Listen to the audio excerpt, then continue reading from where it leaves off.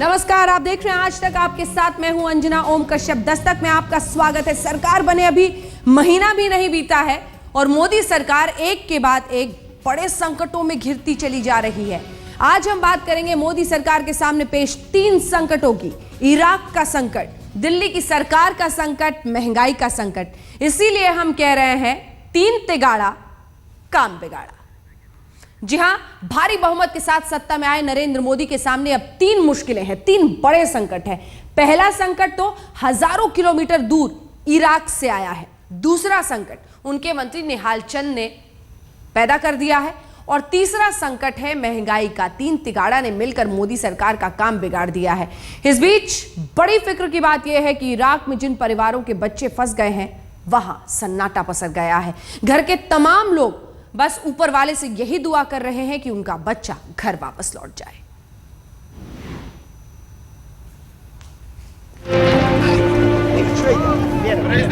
सुलगते Iraq की आंच भारत के देहात तक आ पहुंची है। सन्नाटे में सहमे हुए चेहरे अपनों की फिक्र में डूबे हैं।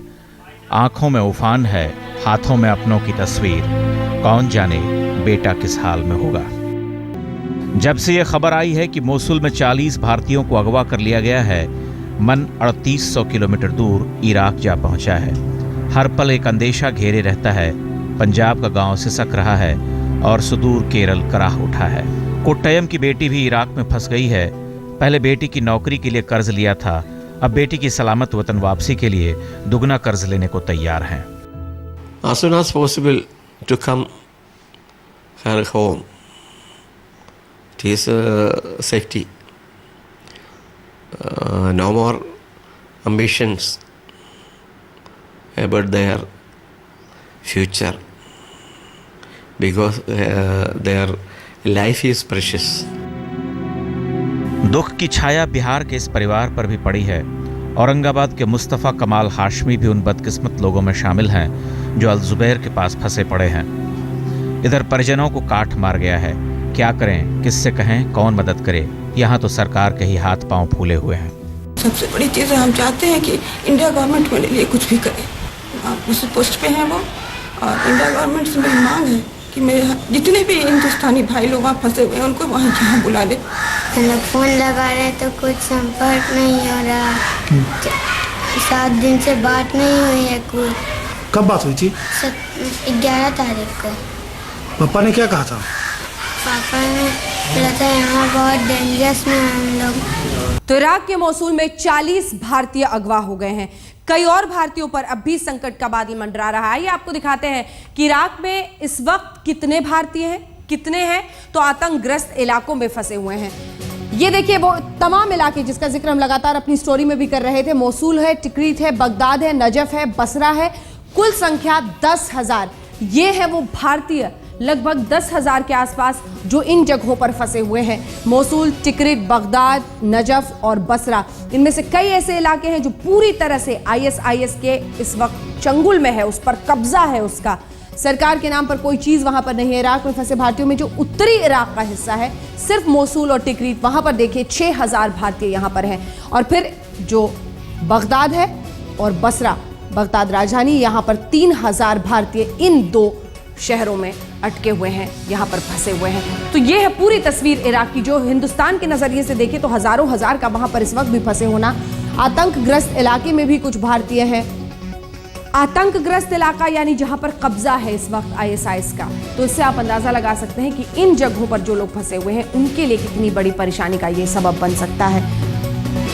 तो ये हमने आपको एक एक करके सिलसिलेवार ढंग से दिखा दिया। अब ये हिस्सा गौर से देखिएगा। ये जो लाल लाल हिस्से आप देख रहे हैं जिसमें राक्का है, जिसमें मोसुल है, और भी कुछ इलाके इधर आप देख रहे हैं जो तुर्की से बॉर्डर पर बिल्कुल सरहद पर टिकी हुई जगह है। यहाँ पर कब्जा है पूरी तरह से। ये लाल जितने भी हिस्से आप देख रहे हैं यहाँ पर ISIS का कब्जा है। उसके बाद हम आपको दिखा रहे हैं जो पीला हिस्सा, उस पीले हिस्से पर गौर से देखिएगा, वहां पर खतरा बना हुआ है लगातार। और ऐसे ही तमाम इलाकों में ये देखिए, ये अब हम आ रहे हैं धीरे धीरे नीचे वाले हिस्से में, संघर्ष की स्थिति जहां पर लगातार बनी हुई है। ये इलाके, ये देखिए टिक्रीत, रामादी, फलूजा, सुलेमान बेग, ये तमाम इलाके हैं जहां पर पूरी तरह से कब्जा है। लाल वाले जितने भी हिस्से आप देख रहे हैं, समझिए कि यहां पर आतंकियों का कब्जा है, आईएसआईएस का कब्जा है। लेकिन ये जो हिस्सा है पीला, वहां पर संघर्ष।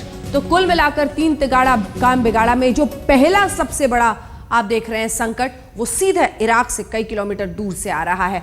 लेकिन सत्ता संभालने के 20 दिनों के बाद ही प्रधानमंत्री नरेंद्र मोदी के सामने एक साथ कई सारे मुसीबतें खड़ी हो गई हैं।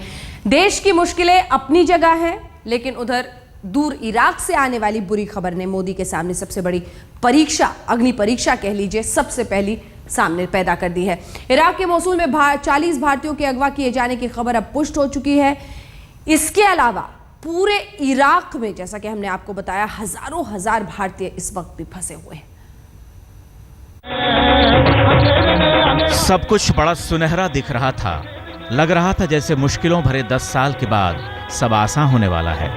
लेकिन समय ने मोदी के लिए कड़े इम्तिहान की तैयारी कर रखी थी। अंदरूनी मुसीबतें तो पहले से सिर उठाए खड़ी हैं। अब सुदूर इराक में हिंदुस्तान छटपटा रहा है। वहां गृहयुद्ध के शोले धधक रहे हैं और 3800 किलोमीटर दूर भारत अपनी ही धरती पर तप रहा है। We are trying to work with the International Red Crescent, who have confirmed to us, but they have also indicated that at this stage they do not know the location of these 40 Indian workers who are kidnapped. हमारी कमजोरी का metre मापिए कि Mosul शहर के एक project में काम कर रहे 40 भारतीयों को अगवा कर लिया गया है, लेकिन हम कुछ नहीं कर सकते। तिक्रित में 46 भारतीय नर्सों के फंसे होने की खबर है, लेकिन हमारे पास कोई इलाज नहीं है। दुनिया का सबसे बड़ा लोकतंत्र, दुनिया का इतना शक्तिशाली देश मुंह ताक रहा है, मजबूत सरकार मौन है। That these 40 Indian workers, I can confirm to you now, have been kidnapped. These are difficult situations. We are working with the company.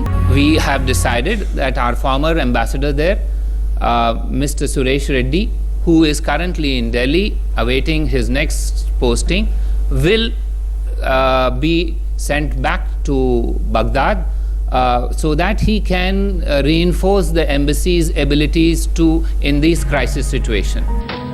विदेश मंत्रालय का कहना है कि बदतर हालात वाले इलाकों में मुश्किल से 100 भारतीय फंसे हैं। लेकिन सच ये भी है कि बसरा, नजफ, बगदाद, मोसुल और तिक्रित में ही ज्यादातर भारतीय रह रहे हैं। बदकिस्मती देखिए कि बगदाद को छोड़कर बाकी शहरों पर या तो दहशतगर्दों का कब्जा है या जंग जारी है।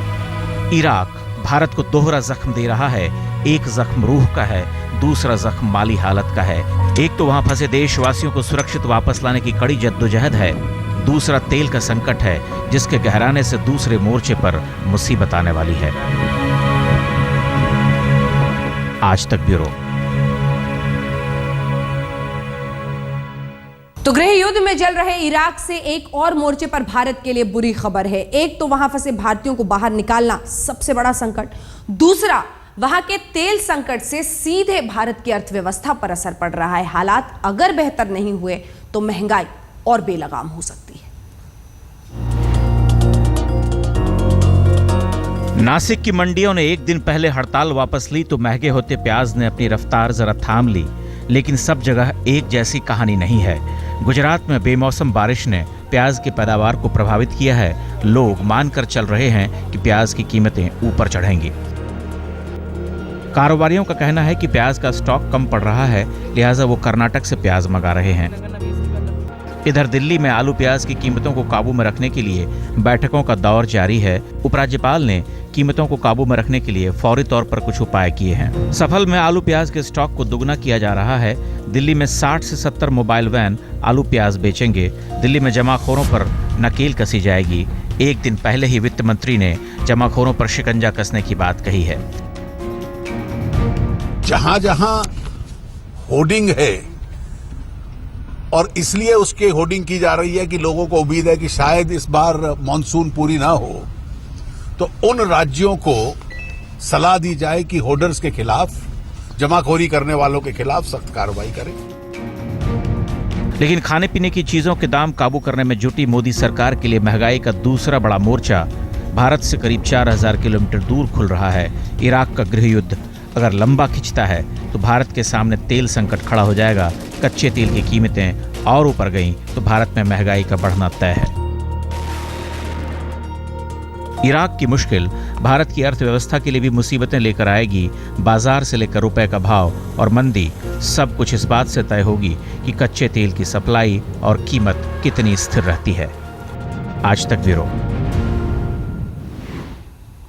तो देखा आपने, इराक संकट का मतलब सिर्फ वो हिंदुस्तानी नहीं है जो फंसे हुए हैं जिन्हें लाना है, बल्कि उस गृह युद्ध का मतलब यह भी है कि तेल की कीमतों में इजाफा होगा और भारत की अर्थव्यवस्था आने वाले दिनों में और भी परेशान कर सकती है। तो 3 तिगाड़ा में से 2 तो हमने आपको बता दिया। अब सवाल उस श्रेष्ठ भारत के निर्माण का जिसका जिक्र और वायदा किया है नरेंद्र मोदी ने, क्योंकि उसमें अगर अब सबसे बड़ा कोई अड़चन है तो वो व्यक्ति है जिसके चरित्र पर सवाल खड़े हो रहे हैं। जी हां, पूरे सूबे में से जिस सांसद को नरेंद्र मोदी ने मंत्री पद के लिए चुना वो अब मोदी के लिए मुसीबत बन रहे हैं। बलात्कार के आरोपी निहाल चंद मेघवाल को मंत्री पद से हटाने की आवाज तेज हो रही है, लेकिन मोदी सरकार मौन है। ऊपर से खुद निहाल चंद ये कह रहे हैं कि मैं जो भी कहूंगा कोर्ट में कहूंगा, इस्तीफा नहीं दूंगा। देखिए,